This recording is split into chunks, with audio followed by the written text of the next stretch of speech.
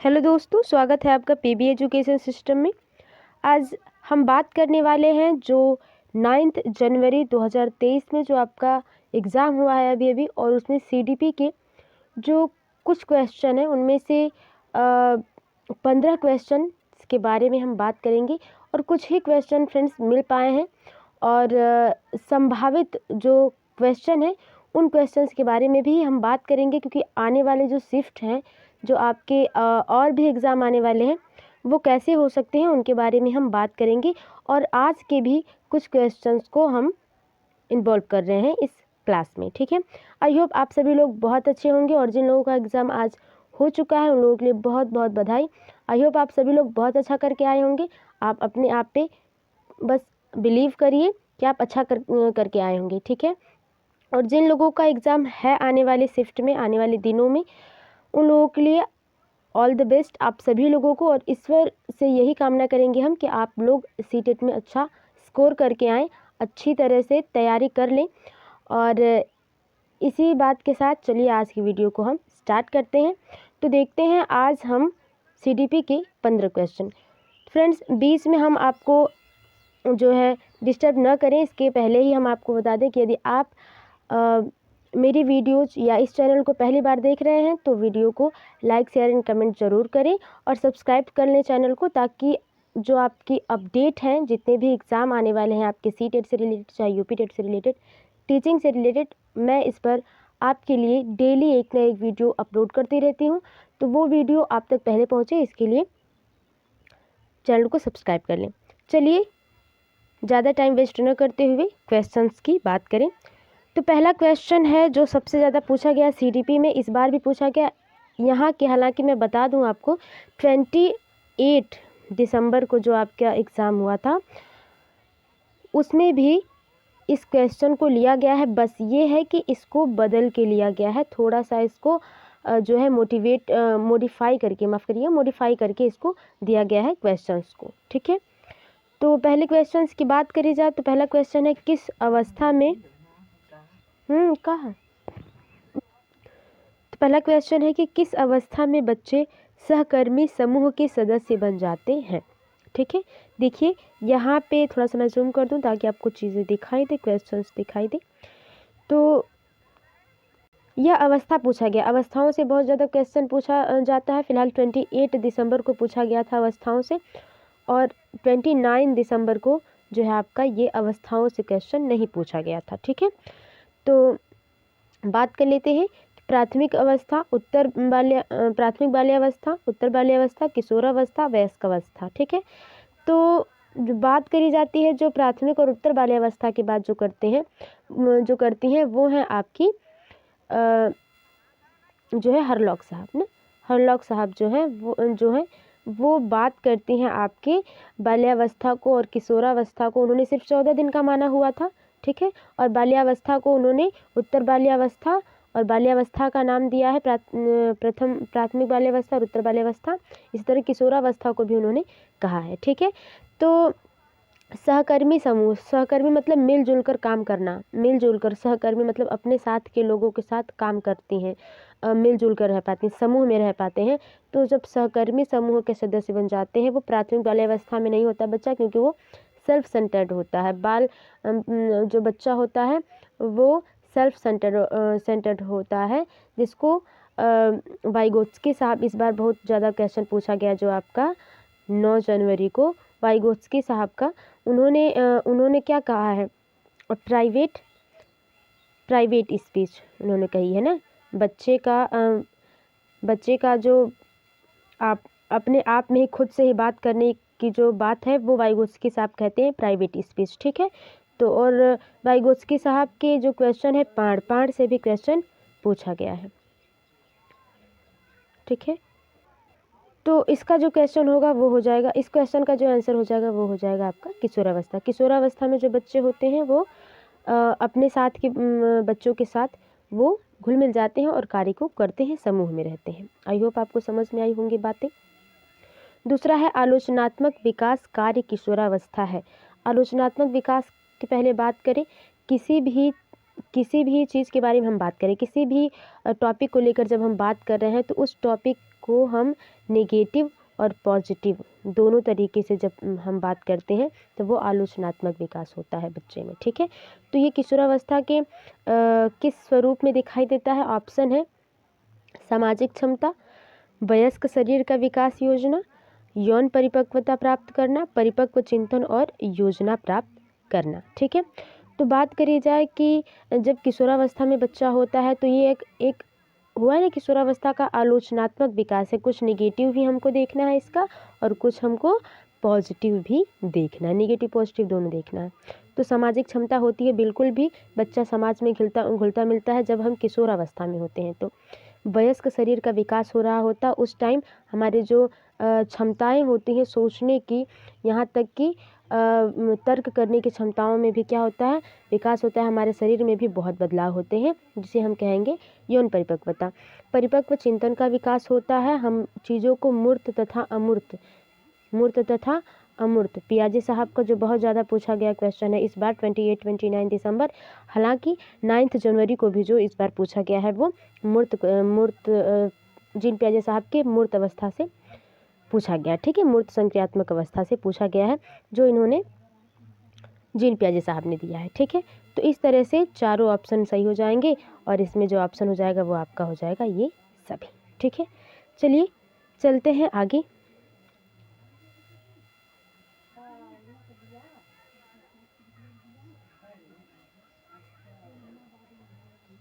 अगला क्वेश्चन है कि मूल्यांकन किसी भी सामग्री या विषय के शिक्षण में सबसे पहले आयोजित किया जाता है। कौन सा जो मूल्यांकन है वो विषय के शिक्षण के पहले, ठीक है, कोई विषय वस्तु हम पढ़ा रहे हैं उसके शिक्षण के पहले हम शुरू करते हैं। तो कौन सा वो मूल्यांकन होगा? योगात्मक होगा, संरचनात्मक, औपचारिक या प्रारंभिक? तो मूल्यांकन की पहले बात करी जाए, मूल्यांकन की बात हुई है तो मूल्यांकन की बात करी जाए यदि, तो योगात्मक मूल्यांकन कब होता है उसकी बात करते हैं। जो योगात्मक मूल्यांकन है ये किसी भी विषय वस्तु के सबसे लास्ट में किया जाता है। वार्षिक जो हमारा एग्ज़ाम होता है, पेपर होता है, परीक्षा होती है, वो हमारा क्या होता है? योगात्मक मूल्यांकन होता है। ठीक है,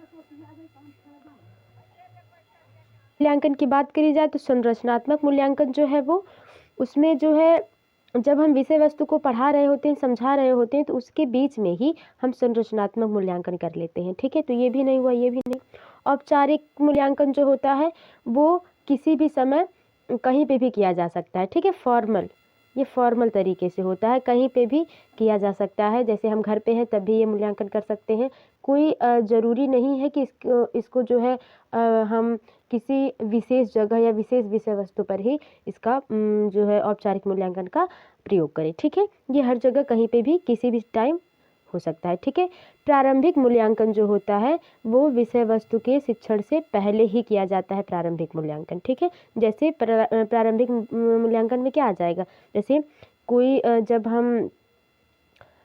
जब हम पाठ शुरू करने जा रहे हैं, अध्याय कोई लेसन नया शुरू करने जा रहे हैं तो हम क्या करते हैं, बच्चों में पहले प्रारंभिक मूल्यांकन करते हैं कि बच्चा इसके पहले कितना सीख के आया है अपने घर से या अपने वातावरण से, अपने परिवार से कितना सीख के आया है बच्चा, तब हम उसको उसके टॉपिक पे ले चलते हैं, अगले लेसन पे ले चलते हैं। ठीक है, जो हम अभी बताए हैं आपको उससे भी क्वेश्चन पूछा गया है आज आपका जो है 9 जनवरी को। ठीक है, 9 जनवरी 2023 को आज के बाद जो है इसमें भी क्वेश्चन पूछा गया है, जो मैंने अभी आपको समझाने की कोशिश की है कि बच्चा जो होता है वो किस तरह से चिंतन करता है या थिंकिंग कैसे करता है, और उसमें दिया था एज दे दिया था, और उसमें जीन पियाजे साहब का वो भी मैंने क्वेश्चन लिया, आगे उस पर बात करते हैं। एक प्रगतिशील कक्षा में, ठीक है, प्रगतिशील कक्षा और समावेशी शिक्षा, ठीक है, या समावेशी कक्षा या प्रगतिशील कक्षा की बात करी जाए तो ये एक दूसरे में एक ही है, ज़्यादा भिन्नता इनमें नहीं है। ठीक है, प्रगतिशील कक्षा वो होती है जिसमें सभी बच्चों को एक साथ लेके चला जाता है और उनकी प्रगति पर ध्यान दिया जाता है। समावेशी कक्षा वही है जिसमें सभी प्रकार के बालक हों लेकिन उनको पढ़ाने के तरीके जो हैं वो अलग अलग हों। ठीक है, चलिए बात करते हैं अगले क्वेश्चंस की। तो एक प्रगतिशील कक्षा में शिक्षण अधिगम की प्रक्रिया के दौरान शिक्षार्थियों का मूल्यांकन किस हिसाब से होना चाहिए? माता पिता को प्रतिक्रिया के उद्देश्यों के लिए उच्च, निम्न और गैर प्राप्तकर्ताओं की पहचान करने में सहायक है। अच्छा, हम जब एक प्रगतिशील कक्षा, मान लीजिए कोई भी क्लास है, उसमें हम मूल्यांकन कर रहे हैं, तो हम मूल्यांकन बच्चे का क्यों करेंगे कि हम बच्चों को बता पाएँ कि आपका बच्चा जो है उच्च श्रेणी में आया है, निम्न श्रेणी में आया है या फेल हो गया है। नहीं, ये इस चीज़ का जो है सीडीपी में इस चीज़ का जो है निगेटिव, इस चीज़ को माना जाता है, इस ऑप्शंस को निगेटिव माना जाएगा, क्योंकि वहाँ पे आपको बच्चे को ये नहीं दिखाना है कि बच्चा फेल पास नहीं दिखाना है। ठीक है, तो गलत हो गया। अधिक महत्वपूर्ण है क्योंकि यह बच्चों की समझ की अंतर्दृष्टि प्रदान करता है और शिक्षक को उसके शिक्षण प्रतिबिंबित करने में मदद करता है। ठीक है, बच्चों के शिक्षण में बिल्कुल भी यादगार नहीं है, गलत, ये भी गलत हो गया। बच्चों की सीखने की प्रक्रिया में एक बाधा पैदा करता नहीं। प्रगतिशील कक्षा और समावेशी कक्षा में जो मूल्यांकन होता है उसमें क्या होता है, एक जो बच्चा सीखता है उसमें एक हम बाधा के रूप में नहीं देखते हैं, हम एक जो है समस्या समाधान के रूप में नहीं देखते हैं, हम उसमें बच्चे का जो है किसके लिए देखते हैं, हम एक अवसर के लिए देखते हैं ना, अवसर मिल गया है हमें कि हम बच्चों को कुछ अच्छा सिखा पाएँ। ठीक है, तो ये होता है प्रगतिशील और जो है समावेशी कक्षा का मतलब। तो इसमें सबसे सही ऑप्शन हो जाएगा दूसरा, क्योंकि प्रगतिशील कक्षा में या समावेशी कक्षा में जब हम शिक्षण करवा रहे होते हैं और उसी के बीच में ही जब हम बच्चों का मूल्यांकन करते हैं, तो इसका मतलब ये है कि हम ये समझ पाएँ कि बच्चे ने पहले कितना सीखा है। ठीक है, और तब शिक्षक को ये भी पता चल पाता है कि उसको भी कितना बताना है और किस तरीके से किस बच्चे को समझाना है। आई होप आप मेरी बात को कनेक्ट कर पा रहे होंगे। चलिए देखते हैं अगले क्वेश्चन में। एक शिक्षक अपने प्रत्येक बच्चे को पर्याप्त अवसर देता है, यह एक उदाहरण है। अभी अभी बात हुई है। ठीक है, प्रगतिशील कक्षा, लैंगिक समानता, समावेशी कक्षा, उपरोक्त सभी। ठीक है, एक किसी भी क्लास में एक शिक्षक है, आप ही हैं, एक ट्यूशन में है या किसी भी कहीं भी जगह आप अगर पढ़ाए होंगे फ्रेंड्स, तो आप समझ पाएंगे इस क्वेश्चन को कि अगर हम प्रत्येक बच्चे को, एक बच्चा है, आप क्लास में 20 बच्चे हैं, 20 बच्चे को हम बोलने का मौका देते हैं, उनको एक्टिविटी करवाते हैं सारे को, ऐसा नहीं कि जो बच्चा तेज है उसी को ना, तो वो कैसा होगा, वो प्रगतिशील कक्षा होगा, बिल्कुल भी समावेशी कक्षा होगा, ये भी सही है। लैंगिक समानता होगा, क्योंकि 20 में कुछ बच्चे ऐसे नहीं कि सिर्फ लड़के होंगे सिर्फ लड़कियां होंगी, उसमें दोनों होंगे, गर्ल्स एंड बॉयज़ दोनों होंगे, और हम दोनों को एक समान, ठीक है, जो है जेंडर इक्विटी के समान हम रखेंगे। ऐसा नहीं कि बच्चों आपका खेल दूसरा है, बच्चियाँ आपकी खेल दूसरा, आप खो खो खेलो, बच्चे कबड्डी खेलेंगे, ऐसा कुछ नहीं अब हम कर सकते ना।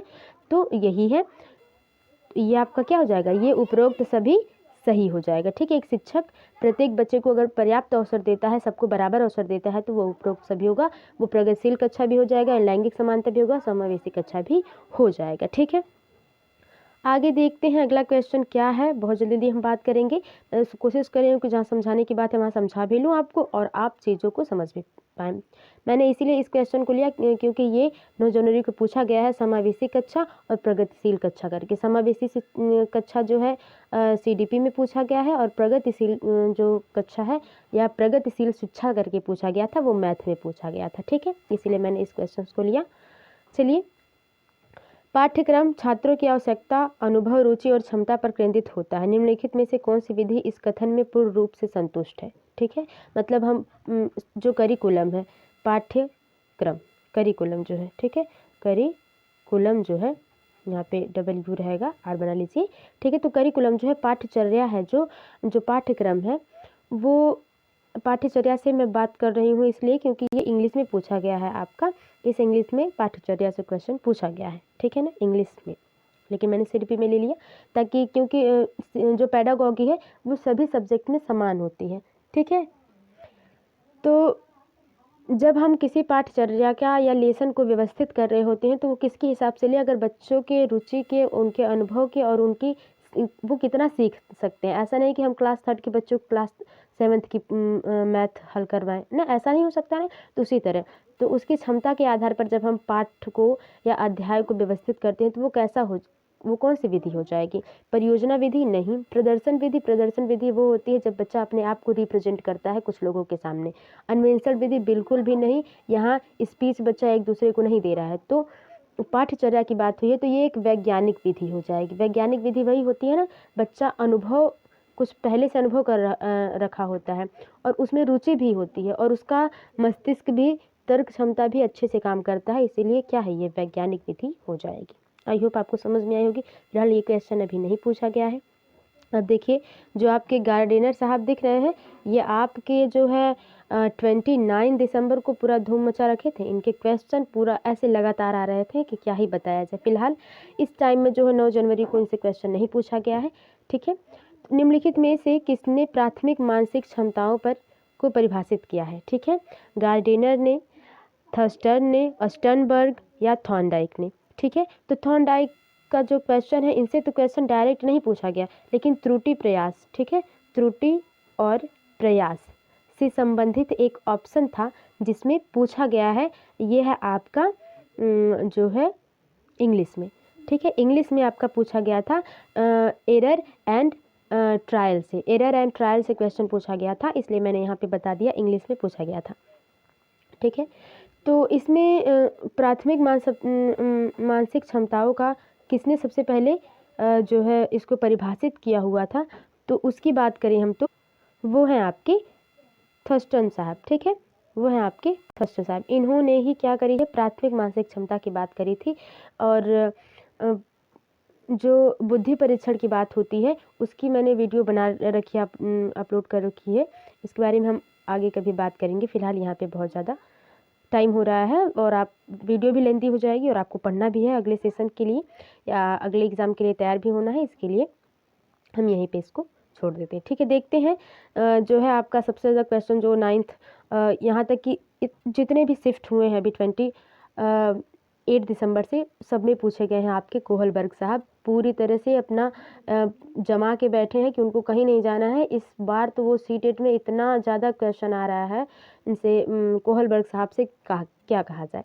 तो नैतिक विकास के किस चरण में बच्चों के निर्णय, नैतिक निर्णय इस बारे में आत्महित और विचार पर आधारित होते हैं कि अन्य लोग बदले में उनके लिए क्या कर सकते हैं, ठीक है।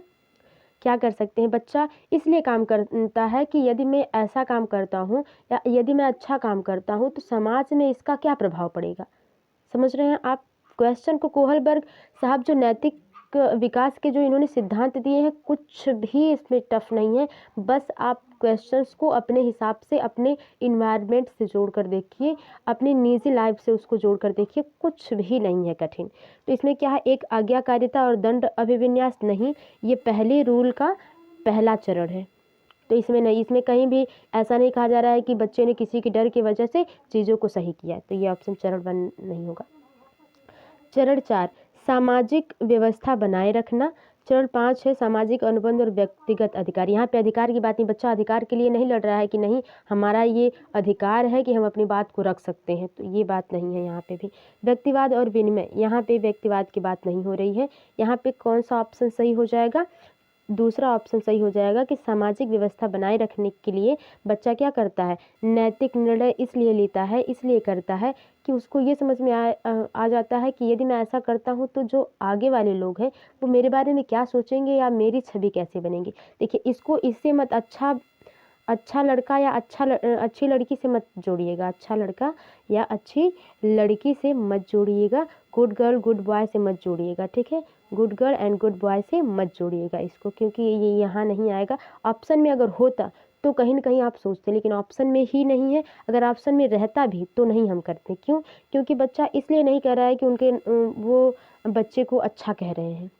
बच्चा इसलिए उस काम को कर रहा है क्योंकि समाज में बच्चे की छवि कैसी बनेगी, ठीक है। तो सामाजिक व्यवस्था बनाए रखने के लिए बच्चा ऐसा करता है, ठीक है।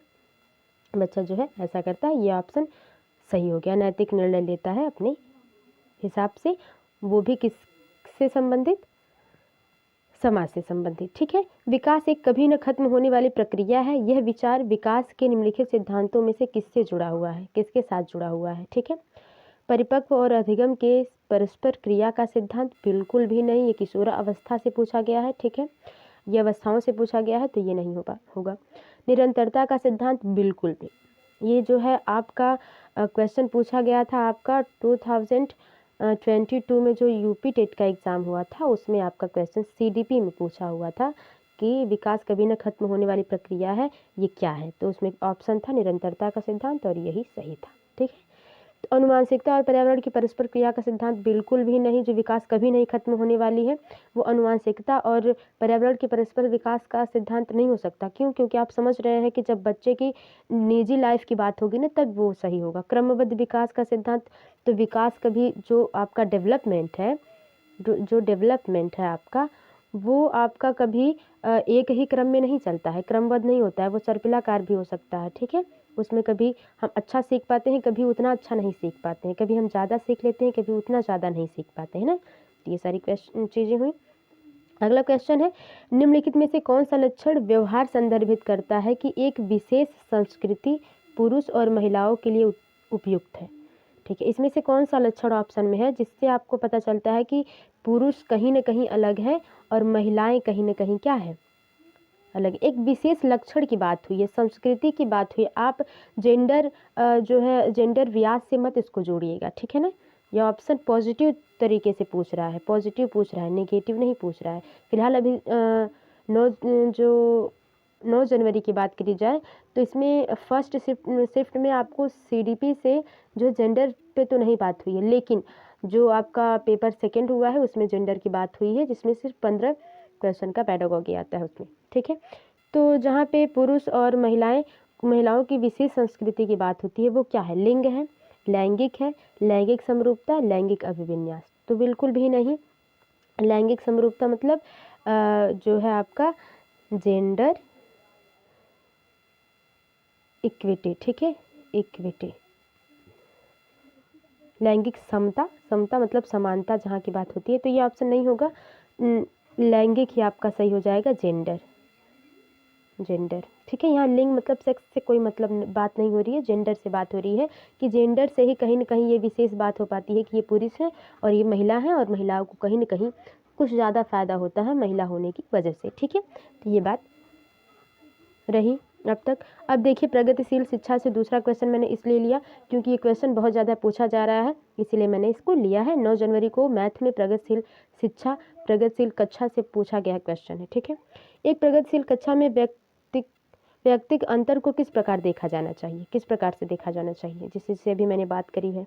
आपका क्षमता आधारित समूह बनाने के लिए मानदंड, बिल्कुल भी मानदंड की बात आई, गलत। शिक्षण अधिगम प्रक्रिया की योजना के लिए महत्वपूर्ण है, हाँ ये बात सही है कि जो शिक्षण अधिगम की प्रक्रिया है उसका योजना बनाना जरूरी है, प्रगतिशील कक्षा के लिए महत्वपूर्ण है। ये प्रगतिशील कक्षा में व्यक्तिक अंतर करना चाहिए, हमेशा अंतर करना गलत नहीं होता, हमेशा अंतर करना गलत नहीं होता। अधिगम की प्रक्रिया में बाधा, विफलता ये भी नहीं होगा, क्योंकि दोनों क्वेश्चन सेम है। अब ऑप्शन दूसरा कैसे सही हो जाता है इसके बारे में हम बात करेंगे, क्योंकि यहाँ अंतर पूछ दिया तो ये मत सोच लीजिएगा कि नेगेटिव पूछा है। यहाँ पे ये पूछा गया है कि सभी बच्चे 20 बच्चे हैं अगर आपकी क्लास में, तो 20 बच्चे जो हैं वो एक समान नहीं होंगे, सभी बच्चों की जो है सीखने की क्षमता, तर्क करने की क्षमता अलग अलग होगी। कोई बच्चा जल्दी सीख जाएगा, कोई बच्चा बहुत धीरे धीरे सीखेगा, कोई बच्चा बहुत जल्दी टेबल याद कर लेता है, कोई बच्चा बहुत मेहनत करने के बाद 1 हफ्ते में, 2 हफ्ते में, 1 महीने में जाके वो 10 तक टेबल याद कर पाता है ना। तो ये अंतर्वैयक्तिक अंतर होना चाहिए एक प्रगतिशील शिक्षा में, क्योंकि किसी भी शिक्षक को पढ़ाने के लिए क्या होगा, बहुत ही महत्वपूर्ण होगा। आई होप आपको मेरी बात समझ में आ रही होगी। अगला क्वेश्चन है आपका कि डैश और डैश दोनों बच्चे की वृद्धि और विकास, ठीक है, में एक निर्णायक भूमिका निभाते हैं। परिवर्तन और स्थिरता, नहीं, परिवर्तन और स्थिरता बच्चे की वृद्धि में नहीं। परिवर्तन तो निभाता है लेकिन स्थिरता नहीं, जी स्थिर थोड़ी हो जाएगी, विकास स्थिर नहीं होता, विकास आजीवन चलता रहता है जब तक हम पृथ्वी पर जीवित हैं। आत्मसात अभिविन्यास, आत्मसात कहाँ से आ गया, अभिविन्यास बिल्कुल भी गलत। चुनौतियाँ समावेशन, नहीं, चुनौतियाँ विकास में आ सकती हैं, वृद्धि में चुनौतियाँ नहीं आती हैं। ठीक है, समावेशन विकास में आता है। अनुवांशिक और पर्यावरण दोनों बच्चे की वृद्धि और विकास में एक निर्णायक भूमिका निभाते हैं, यही ऑप्शन सही हो जाएगा। ठीक है, आई होप आप लोग समझ पा रहे होंगे। अगला क्वेश्चन है, अब देखिए जो क्वेश्चन बहुत ज़्यादा पूछा गया था उसके बारे में हम बात करते हैं। एक कक्षा में बहुभाषावाद, ठीक है, बहुभाषावाद आया है आपका मैथ में, ठीक है, मैथ में आया है। वेन हिले से भी क्वेश्चन मैथ में आया है, वेन हिले साहब से क्वेश्चन आया है, ठीक है ना। और फ्रैक्शन से क्वेश्चन आए हुए हैं, फिलहाल उनके बारे में बात करेंगे। तो एक कक्षा में बहुभाषावाद को शिक्षकों द्वारा डैश के रूप में समझने की आवश्यकता है। एक समस्या, एक प्रणालीगत मुद्दा, एक संपत्ति और संसाधन, एक बाधा। ये क्वेश्चन आया हुआ है बिल्कुल तरीके से। ये एक संपत्ति और एक संसाधन के रूप में शिक्षकों को देखना चाहिए कि अगर हमारे क्लास में 20 बच्चे हैं और उसमें से 10 बच्चे ऐसे हैं या 5 बच्चे ऐसे हैं जो अलग अलग कैटेगरी से आते हैं, अलग अलग एरिया से आते हैं और अलग अलग भाषा को बोलते हैं, तो वो एक हमारा क्या है, संपत्ति है, वो संसाधन है। वो बच्चे जो हैं एक साथ मिलजुल के घुल मिल के एक दूसरे की भाषा को समझेंगे और हमारे भारत में जिसके लिए हमारा इंडिया जाना जाता है उसका, उस संस्कृति का वो अनुपालन कर पाएंगे और उसके बारे में कुछ अच्छा सीख पाएंगे। ठीक है, अगला क्वेश्चन है, किस प्रकार के समाजीकरण में एक बच्चा सबसे पहले मूल्य, दृष्टिकोण, संस्कृतियों आदि को सीखता है? ठीक है ना। औपचारिक समाजीकरण, अनौपचारिक समाजीकरण, प्राथमिक समाजीकरण और द्वितीयक समाजीकरण। तो बात करी जाए तो बच्चा है वो सबसे पहले समाजीकरण कहाँ सीखता है? ठीक है, औपचारिक समाजीकरण नहीं, पहले स्कूल जाके नहीं सीखता, जैसे घर पे ही। अनौपचारिक समाजीकरण भी नहीं, प्राथमिक समाजीकरण अगर यहाँ पे नहीं होता तो अनौपचारिक समाजीकरण सही हो जाता, लेकिन यहाँ पे प्राथमिक समाजीकरण ऑप्शन इसलिए सही होगा क्योंकि परिवार जो है वो क्या है, बच्चे का प्राथमिक समाजीकरण है और परिवार में ही बच्चा सबसे पहले मूल्य, दृष्टिकोण और संस्कृतियों को समझता है। वो अपने नैतिकता को समझता है कि बड़ों के साथ, बड़े जब हमारे घर आते हैं या पहली बार आते हैं तो उनके साथ किस तरह से बिहेव करना है, उनके सबसे पहले पैर छूने हैं, किस तरह से उनसे बात करनी है, नमस्ते करना है, प्रणाम करना है और किससे किस तरह से बात करनी है। ठीक है, तो जो प्राथमिक समाजीकरण होता है वो बच्चे का परिवार होता है और यही क्वेश्चन आपका EVS में पूछा गया है, सेम हूबहू। ठीक है, बस ये दोनों ऑप्शन नहीं थे, प्राथमिक समाजीकरण था और कोई ऑप्शन रहा होगा, क्योंकि जो स्टूडेंट है वो एग्जैक्ट ऑप्शंस नहीं याद कर पाते, लेकिन उन्हें ये समझ में आया कि हाँ ये जो क्वेश्चन है इस तरह से प्राथमिक समाजीकरण से क्वेश्चन पूछा है, इसलिए मैंने इस क्वेश्चन को लिया है। आई होप आप इसको समझ पाएंगे। अगला क्वेश्चन कोहलबर्ग साहब का मैंने दूसरा इसलिए लिया क्योंकि ये पूरी तरह से छाए हुए हैं। तो कोहलबर्ग के अनुसार वह अवस्था जिसमें बालक को नैतिकता दंड के भय से नियंत्रित रहती है। बच्चा अच्छा काम इसलिए करता है क्योंकि उसको भय रहता है कि अगर हम चाचा आने वाले हैं हमारे घर या अंकल आने वाले हैं हमारे घर, अगर उनका पैर मैं नहीं छूऊंगा तो पापा मुझे बहुत डांटेंगे, मतलब अंकल के आ जाने पर मुझे तुरंत उनके पैर छूना है। ठीक है, तो वो पापा मुझे डांटेंगे, इस डर से वो बच्चा वो काम कर रहा है। ठीक है, तो ये क्या हो जाएगा, दंड एवं आज्ञा पालन, इनका पहले रूल का पहला चरण। ठीक है, कोहलबर्ग साहब के नैतिक सिद्धांत का, नैतिक विकास के सिद्धांत का पहले रूल का पहला जो चरण है, पहला जो स्टेप है, वही आपका सही हो जाएगा। उत्तम बालक उत्तम बालिका, बच्चा छोटा है वो नहीं समझेगा। सामाजिक व्यवस्था अनुबंधन तो पहले खत्म हो गया ना। तो ये थे आपके 15 क्वेश्चन। इनमें से जो क्वेश्चन आए हुए थे CDP के, उन सभी क्वेश्चंस के बारे में हम बात किए हैं। और जो संभावना था, आकलन को छोड़कर मैंने सारे सब्जेक्ट जो है CDP के सारे टॉपिक लिए हैं, क्योंकि आकलन भी पूछा गया था, मैं आपको बता दूं, वरना आप कहेंगे कि नहीं बताया गया, मैम ने नहीं कुछ कहा। तो आकलन से भी क्वेश्चन आए हुए थे। तो ये थे फ्रेंड्स आपके 15 क्वेश्चन। आई होप आपको वीडियो पसंद आई हो, थोड़ी सी भी हेल्पफुल लगी हो वीडियो तो लाइक शेयर कमेंट जरूर करें और सब्सक्राइब कर लें और बेल आइकन को भी दबा लें ताकि मेरी आने वाली अगली वीडियो जो है आप तक पहले पहुंचे और उसमें आप कुछ नया सीख पाएँ। मैं आपको कुछ सिखाकर बहुत ही मोटिवेट फील करती हूँ। चलिए मिलते हैं आपसे अगली वीडियो में। ऐसे मेहनत करते रहिए, आने वाली CTET को क्रैक करिए, इसी कामना के साथ मैं वीडियो को समाप्त करती हूँ। मिलते हैं अगली वीडियो में।